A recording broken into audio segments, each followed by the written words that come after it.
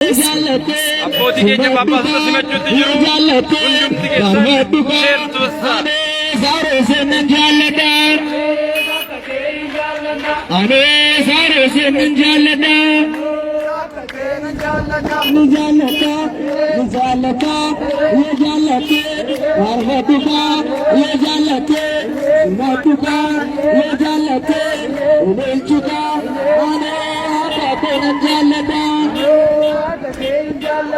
अरे सारे सिंगर कलेजा ये कलेजे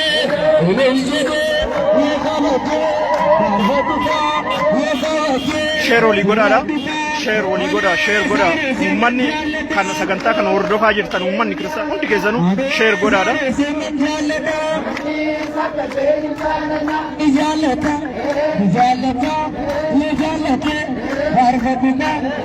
जालते मुल्का ये जालते सुनाते अने सारे से जालता अने सारे से जालता मेरे हार की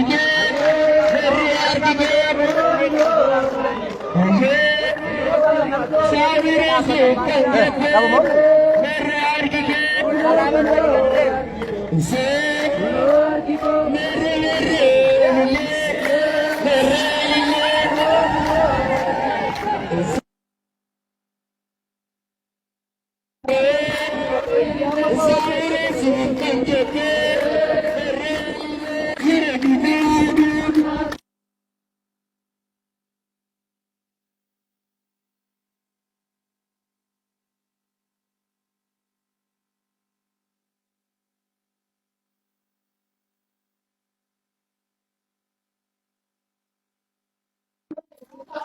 akan berminawade apa dasar oposisi macam kasar शेर ओली गोड़ा सुना अbbootii keenya Abuna Saawiroos Yesuus Saaliik Akka Godina Kooppiyaa Liqaa Ortoዶክስ ተዋሕዶ ቤተክርስቲያን ድምፅ ነው። ይህ የደቡብ ምዕራብ ሸዋ ሀገረ ስብከት ሚዲያ ነው። ቀጥታ የብፁዕ አቡነ ሳዊሮስ ወደ ሀገረ ስብከታቸው የሚያደርጉን እና የህዝቡን አቀባበል ከወሊሶ ከተማ እያስተላለፍን እንገኛለን። ሼር በማድረግ ለሁሉም ይተላለፍ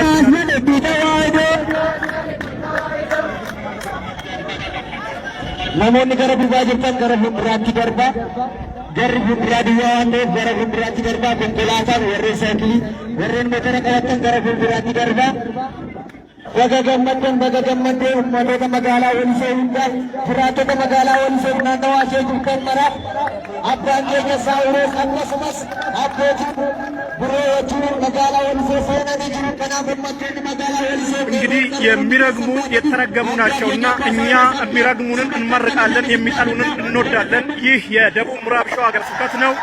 የብፁዕ አቡነ ሳዊሮስ ወደ መንበረ ጵጵስናቸው ደቡብ ምዕራብ ሸዋ ሀገረ ስብከት ወሊሶ ከተማ እንገኛለን። ከወሊሶ ከተማ ቀጥታ ፕሮግራም እየተላለፈላችሁ ይገኛል።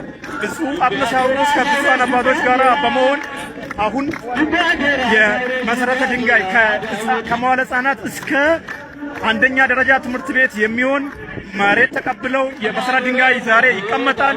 ሁላችሁም ሼር በማድረግ ብፁዕ አቡነ ሳዊሮስ በስራ ላይ ናቸው።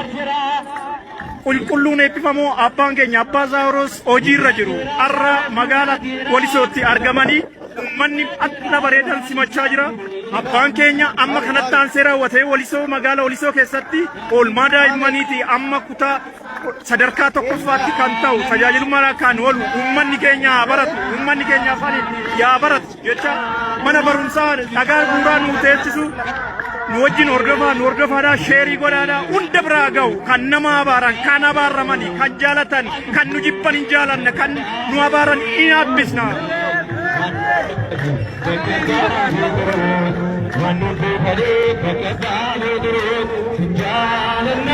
Sikabanya ya